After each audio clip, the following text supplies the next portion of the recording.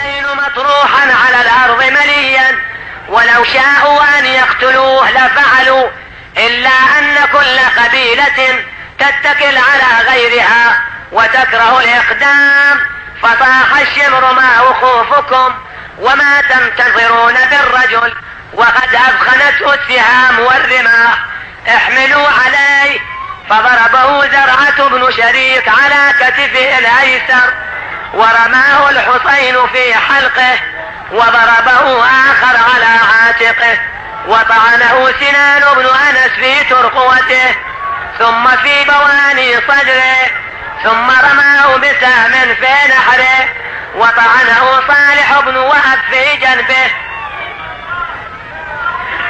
قال هلال بن نافع: كنت واقفا نحو الحسين فرأيته يجود بنفسه، فوالله ما رأيت خسيلا قط مضمخا بدمه أحسن منه ولا أنور وجها، ولقد شغلني نور وجهه عن الفكرة في قتله. فاستسقى في هذا الحال معا فأبوا أن يسقوه، وقال له رجل: لا تذوق الماء حتى ترد الحامية فتشرب من حميمها. قال: أنا أرد الحامية وإنما أرد على جدي رسول الله، وأسكن معه في داره في مقعد صدق عند مليك مقتدر، وأشكو إليه ما ارتكبتم مني وما فعلتم بي. فغضبوا بأجمعهم حتى كأن الله لم يجعل في قلب أحدهم من الرحمة شيئا.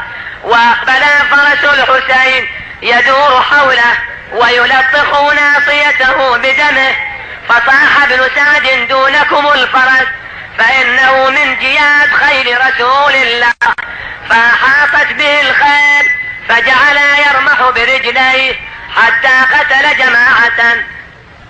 فقال ابن سعد: دعوه لننظر ما يصنع. فلما أمن الجواد الطلب أقبل نحو الحسين يمرغ ناصيته بدمه ويشمه ويصل طهلا عاليا. قال أبو جعفر الباقر: كان يقول: الظليمة الظليمة من أمة قتلت ابن بنت نبيها. وتوجه نحو المخيم بذلك الصهيل. فلما نظرنا النساء إلى الجواد مخزيا والسارج عليه ملويا، خرجنا من الخدود على الخدود لاطمات وبالعويل داعيات، وبعد العز مذللات، وإلى مصرع الحسين مبادرات.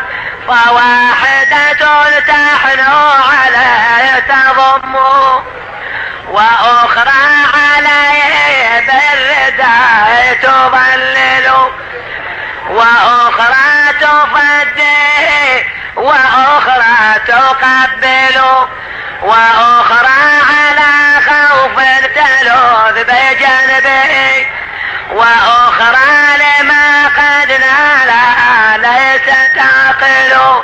والحسين يجود بنفسه. فصاحت: أي عمر أيقتل أبو عبد الله وأنت تنظر إليه؟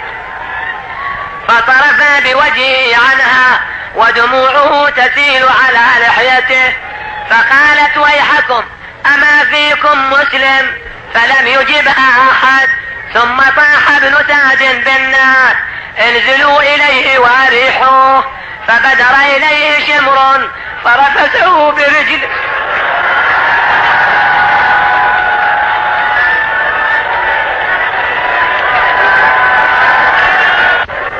والله ما قرأت هذه المصيبة إلا في اليوم العاشر فقط، ولا أتعرض إلى ذكرها طيلة السنة أبدا.